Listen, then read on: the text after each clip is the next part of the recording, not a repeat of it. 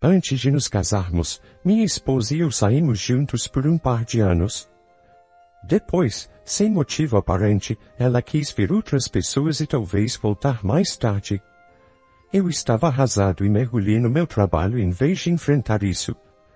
Um ano depois, o cara com quem ela me trocou enganou e terminaram. Ela entrou em contato comigo, mas me recusei a falar com ela. Ela voltou com ele e ficaram juntos por mais alguns meses, mas ele enganou novamente. Desta vez, se separaram definitivamente, e ela tentou me contatar novamente. Pela segunda vez, recusei-me a falar com ela. Ela me magoou profundamente, e eu não conseguia esquecer. Ela passou para outro cara, e ficaram juntos por alguns meses antes dele começar a ser bastante violento com ela, deixando-a com hematomas. Desgraçadamente, fui a uma festa, acabei bêbado e de alguma forma, ela e eu voltamos a ficar juntos. Não estou dizendo que tudo voltou ao normal, longe disso. Ainda a amava, mas tenho que admitir que não confiava nela, com boa razão. Saímos durante mais de um ano após nos casarmos, e ela se mudou para minha casa.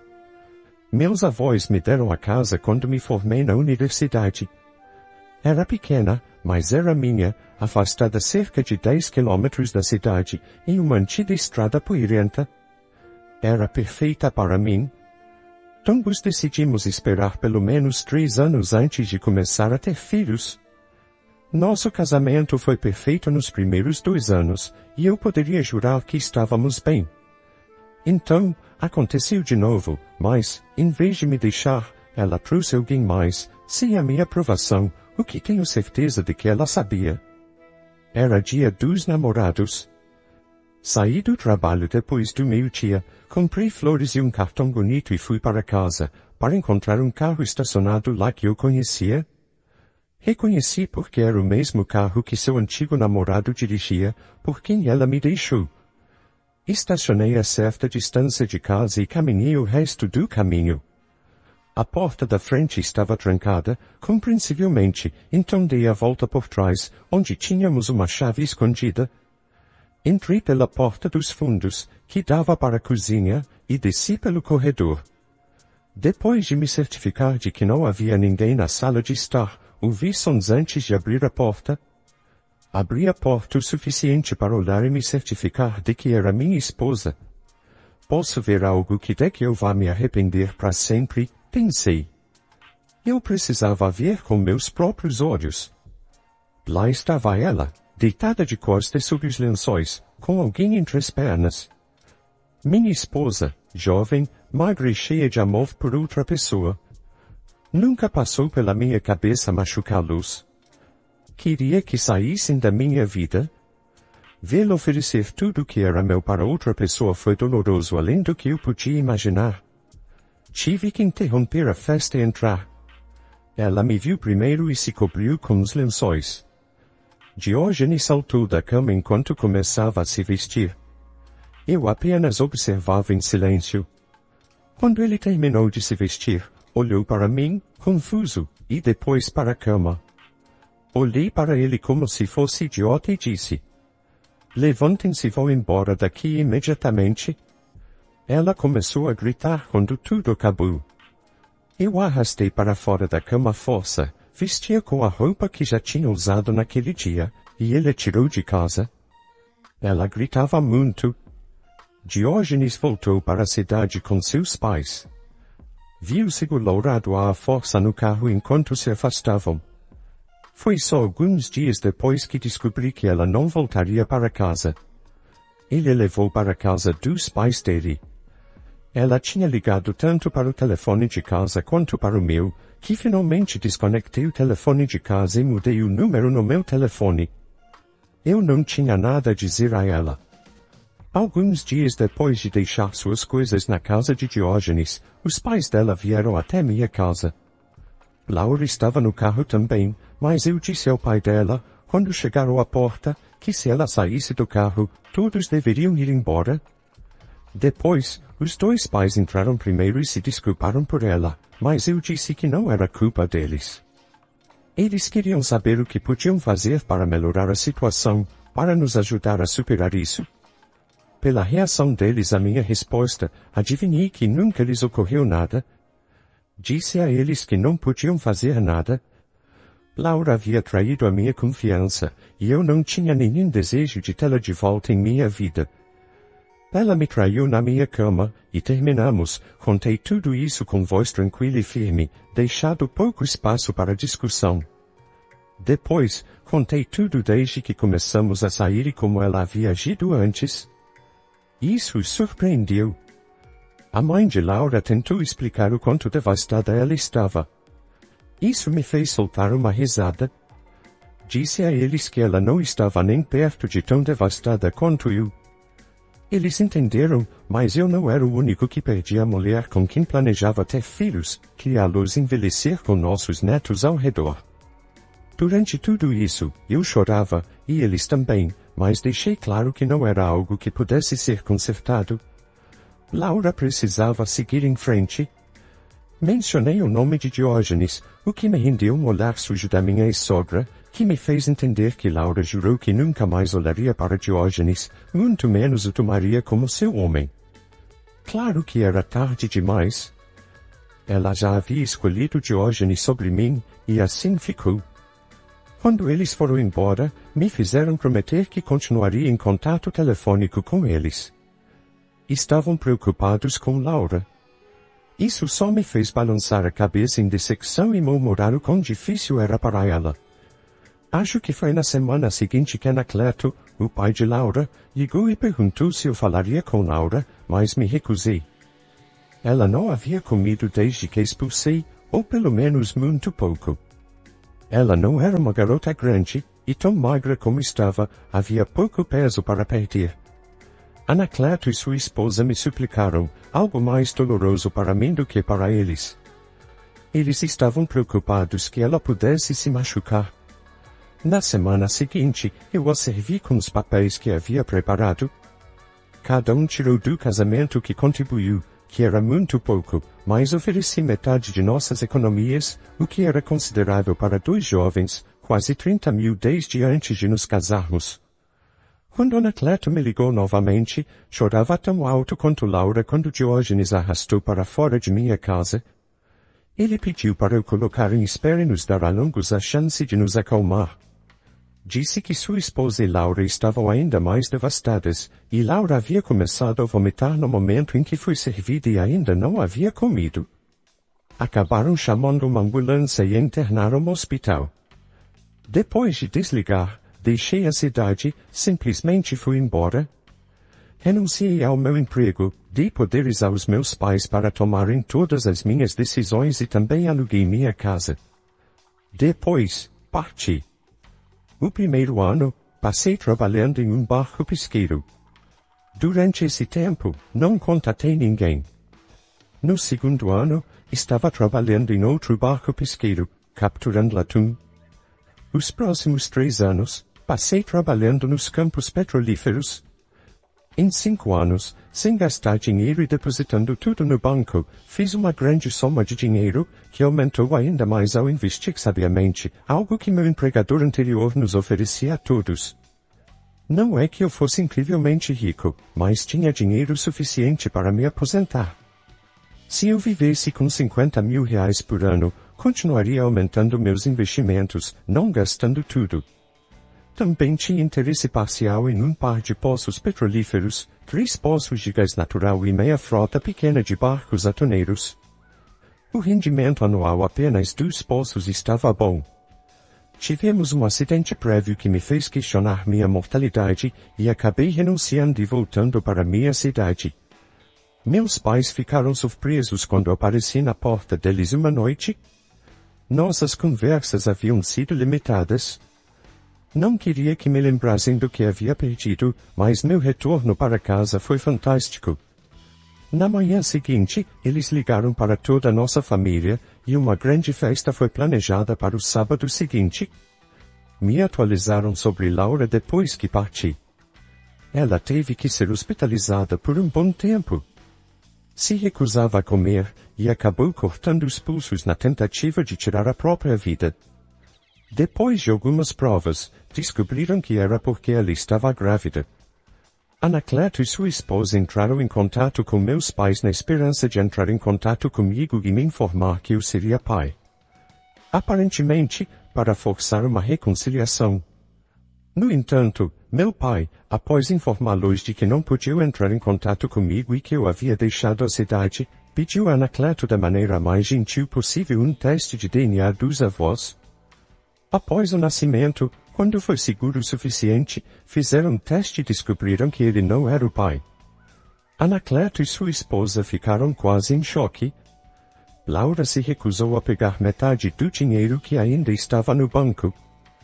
Depois que o bebê nasceu, tinha uma cabeça cheia de cabelo preto, exatamente como Diógenes. Ele assumiu a responsabilidade e se casou com Laura.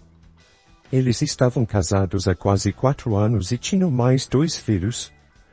Viviam em sua própria casa, e ele estava ganhando um bom salário. Laura ficava em casa com as crianças, e nas poucas vezes que meus pais a viram, parecia estar razoavelmente feliz. Na festa, fiquei surpreso ao ver Anacleto e Laura. Eles foram convidados pelos meus pais e queriam me ver. Tive uma boa conversa com ambos. Disseram que Laura estava feliz o suficiente com seus filhos, mas não tanto com Diógenes. Ele ainda estava traindo, simplesmente não conseguia se manter fiel, e havia-lhe trazido algumas surpresas. Parecia que ela não ia deixar Diógenes. Afinal, tal como havia dito a seus pais, quem mais a aceitaria? Ambos ficaram felizes em ouvir como as coisas estavam indo bem para mim, embora não tenha mencionado que, pelos nossos padrões, eu era rico. Não rico, apenas bem acomodado. Eles ficaram tristes, e ambos admitiram que gostariam de continuar sendo meus sogros. Vi Laura um dia enquanto estava sentado em uma cafeteria local, comendo um sanduíche e uma bebida enquanto fazia negócios online. Ela tinha seus 3 filhos com ela e pareceu surpresa quando levantei os olhos e nos olhamos nos olhos. Eu não estava mais com raiva, tinha deixado isso para trás. Ela se aproximou de mim, como um servo prestes a fugir, e quando não reagi negativamente, ela aceitou o assento que ofereci. Tivemos uma boa conversa, mas quando ela tentou se explicar e se desculpar, eu disse que de forma alguma. Eu não queria ouvir. Ela tentou algumas vezes mais, até que ameaçou se levantar e ir embora. Depois disso, tivemos um bom almoço, que eu paguei. Seus filhos foram simpáticos, e o mais velho, um menino, estava sentado no meu colo. Quando terminamos, em um momento, ela olhou para Miguel sentado no meu colo e começou a chorar, dizendo que ele deveria ter sido meu filho e que esta deveria ter sido nossa vida juntos. Eu apenas sorri e disse que sempre havia sonhado o mesmo. Com minhas palavras, ela se levantou, pegou seus filhos e a bolsa de fraldas, e quase correu para a porta. Foi engraçado. 1 ano depois, eu estava casado. Casei-me com a inquilina que morava em minha casa. Meus pais me pediram para conversar com ela sobre se mudar, e de alguma forma, no final, a deixei lá. Ela era uma estudante universitária, e meus pais tinham fixado o aluguel suficientemente baixo para que ela pudesse pagá-lo, e não tinha para onde mais ir. Começamos a namorar, e depois de alguns meses, percebemos que era amor verdadeiro. Não pedi um acordo pré-nupcial. Talvez devesse, mas não o fiz. Você vê, Joyce não sabia que estava casada com um homem rico. Eu não era o mais rico, mas também não estava quebrado. Tinha coisas em andando financeiramente. Ela achava que apenas estava pulando de um emprego para outro por todo o país e não tinha nada a mostrar. Eu ainda estava morando com meus pais, mesmo depois de estar casado há alguns meses, e nem sequer estava procurando trabalho. Finalmente, ela veio até mim com um olhar preocupado, me perguntando se eu estava planejando isso. Sua maior preocupação era que eu pudesse conseguir um emprego de longo prazo, deixando-a sozinha por longos períodos. Eu me diverti quando a sentei e comecei a explicar. Eu tinha economizado um pouco de dinheiro que pensei que poderíamos viver com ele. Claro, ela estava preocupada com o que faríamos quando acabasse. Ela tinha seu certificado de ensino, mas não tinha encontrado um emprego por perto. Todos os que ela encontrava implicavam que nos mudaríamos para longe. A expressão em seu rosto foi impagável quando pedi um pedaço de papel e escrevi um número, e então o virei de cabeça para baixo. Ela não tinha visto o que era, e perguntou o que eu estava fazendo. Depois de dizer a ela que era quantia na minha conta corrente, e que eu pensava que nos sustentaria por um tempo, ela perguntou timidamente se podia ver. Eu hesitei um pouco, agindo como se estivesse preocupado, e então passei para ela. Ela o virou lentamente, olhando para mim, surpresa. Ela estava emocionada por saber que tinha essa quantia na minha conta corrente. Embora nossa casa fosse pequena, pelo menos não tínhamos uma hipoteca. E embora eu ainda não tivesse um carro ou caminhonete, seu carro pequeno era suficiente. Saímos para comemorar. A preocupação que ela sentia se dissipou de seus ombros. Uma semana depois, ela estava me esperando quando entrei do trabalho no jardim atrás da casa. Depois que me chamou, ela verificou a conta e me pediu para entrar em contato com o banco, dizendo que alguém tinha depositado dinheiro em nossa conta por engano. Quando ri, ela pareceu confusa. Quando lhe disse que era um depósito automático, já que era o primeiro dia do mês, ela parecia ainda mais confusa. Deixei-a e saí para dar um passeio, dizendo que precisava estar sozinha. Quando voltei, ela me encontrou de volta no jardim, e sentou. Ela me observou por um tempo e, finalmente, me sentei e olhei bem. Pude ver que ela ainda estava em choque. Naquela noite, saímos para jantar. Quando nos sentamos, vi Diógenes, Laura e seus filhos do outro lado da sala. Ambos nos viram. Não sabia se sabiam que eu estava casado. Era a primeira vez que Joyce os via qualquer um dos dois. Joyce olhou quando mencionei eles, mas isso foi tudo. Ela os ignorou depois disso. Sabia quem era minha ex pelas fotos e conhecia a história, mas era a primeira vez que via Laura e tinha um nome associado. Nossa família não era grande, mas nenhum de nós era muito dado a sair, preferindo ficar sozinhos na maior parte do tempo. Antes que nossa comida chegasse, Joyce se levantou e se desculpou para ir ao banheiro. E não foi até que nossa comida chegasse que percebi que Laura não estava sentada com sua família. Isso me preocupou. Joyce não faria nada, mas suponho que ela queria conhecer minha ex. Joyce nunca disse nada, mas parecia um pouco arrogante. Quando ela voltou, olhei e vi Laura sentada com sua família. Parecia que ela tinha estado chorando em apenas alguns minutos. Eles já haviam pago a conta dela, e Diógenes me lançou um olhar sombrio quando passaram por nós para sair. As lágrimas continuavam a correr pelo rosto de Laura quando ela passou por mim sem me reconhecer. Joyce confessou ter visto Laura sair para o banheiro e não pôde resistir a entrar e conversar depois de se apresentar. Ela simplesmente disse a Laura que nunca saberia o que ela tinha perdido. Nada mais foi compartilhado do que foi dito, e eu não me importava em ouvir. Laura era meu passado, Joyce era meu futuro. Durante os anos seguintes, recebemos nossos 2 belos filhos, um menino e uma menina, e enquanto vivíamos na mesma casa, Joyce dirigia o mesmo carro e trabalhava na escola local. Finalmente, enquanto eu dirigia minha caminhonete usada, que havia comprado, as coisas estavam indo bem para nós, e vivíamos em paz. Mesmo durante os verões, ficávamos em casa para cuidar de nossa pequena casa. A história de hoje chegou ao fim. Não se esqueça de comentar qual lição você tirou dela. Também deixe um like no vídeo, e se inscreva para não perder os próximos vídeos. E se você quer conhecer o final da história do homem que estava sendo traído, e descobriu através do policial, que lhe disse que o amante de sua esposa estava internado no hospital, clica no vídeo que está aparecendo aí na tela. Te vejo nessa história. Grande abraço.